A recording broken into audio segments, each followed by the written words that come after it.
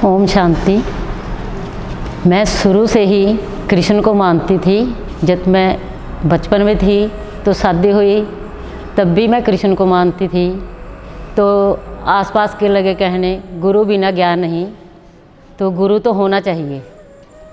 तो कृष्ण को गुरु नहीं मान सकती। तो मैं स्कूल में पढ़ाने जाती थी, वहाँ 2 टीचरें आती थी। वो कहती थी तू मेरे साथ आश्रम चल।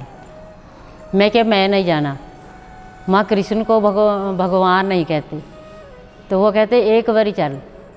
मैं कहा मैं कैसे जाऊँ? तो कह रहे प्लान बनाते हैं। तो हेड टीचर थे, प्रिंसिपल से छुट्टी ली भी बच्चा का दाखला देखते हैं, ग्राउंड में कोई पिंड में कोई बच्चे मिले और लेकर आएंगे। ऐसे करके मैं आश्रम पहुंच गई उस लड़की के साथ।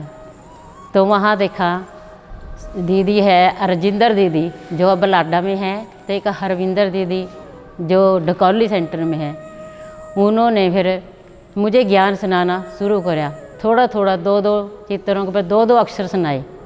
तो मेरे जैसे कि दिमाग की नाड़ियाँ ही खुल गई भी हाँ, जिस भगवान को मैं ढूंढती थी वो मुझे यहाँ मिलेगा। मैं सोचती थी मुझे ऐसा भगवान मिले जो सारी दुनिया को बनाने वाला हो। बड़ा कौन छोटा कौन, मुझे ये सारे जानना है।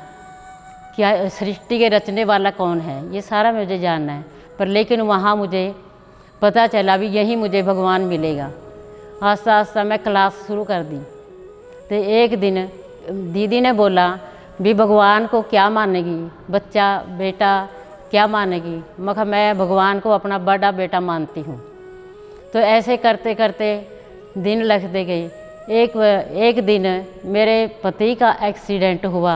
कुछ गुंडों ने उन्हें मार के गिरा दिया और मैं सोचने लगी मेरे बच्चे छोटे भी मैं कैसे ढूंढने जाऊं? बाबा मैं कैसे ढूंढने जाऊं? बाबा आप मेरी मदद करो, आप ही उसके ढूंढ के ले आएंगे। मुझे नहीं पता है भी मैं कहाँ जाऊं, रात को मैं नहीं जा सकती। बाबा बाबा करती रही 12 बजे तक। इतने में मेरा पति आ गया और उसका इतनी सट्टां लगी हुई, खून में लथपथ हुए मैं। तो बाबा ने यहाँ मेरी ऐसे मदद की। फिर चलते आगे जैसे कि मैंने एक सपना आया। सपने के अंदर मैं मर चुकी। तो फिर मुझे ले गए सेवा में, सारा कुछ मैंने उठा कर दिया। जब मैं चिता पर पई, लकड़ियाँ डाल दी गई और लकड़ी लगाने के लिए आग की मुझे चिता जलाने के लिए तैयार हो गई। इतने में गेट के अंदर से एक सुंदर लड़का, लंबा बहुत सुंदर, सफ़ेद कपड़े आया। उसने 3 आवाज़ दी भी ठहरो ठहरो ठहरो। तो वो ठहर गए। आके उसने सारी लकड़ियाँ उतार दी और चिता में से मुझे उठा लिया और बोला ये मेरी माँ है। ऐसे गले से लगाया जैसे। उसी टाइम मेरी आँख खुल गई। मैंने टाइम देखा, पूरे 4 बजे सुबह के। ऐसे बाबा ने मेरी बेटा बनकर इतनी मदद की, बहुत ज़्यादा। अब इतना योग लगता है भी मुझे तो ना प्रकाश ही प्रकाश दिखाई देता। जिस भी इंसान को देखूं योग के अंदर, हर इंसान के सिर के ऊपर कनौन ही दिखता है। ऐसे ही बाबा मेरी बहुत मदद करते। कोई भी काम रुका हो मैं बाबा से बोलती हूँ बाबा आओ मदद करो, तो तुरंत ऐसे ही मेरे साथ होता है। बाबा बहुत मदद करता है।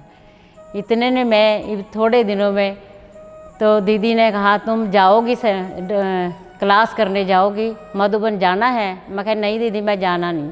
कितनी बारी फ़ोन किया मैं दीदी नहीं जाना।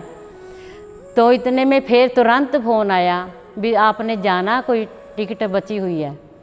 तो मैं क्या पता नहीं, बाबा जाने क्या करेगा। तो इतने में इतना बोल कहकर मैं उठ गई और इतने में ही मेरे पति ने कह दिया तू जा सकती है। ऐसे बाबा ने एकदम उनको टचिंग की। तद के जवाब था पहले एकदम।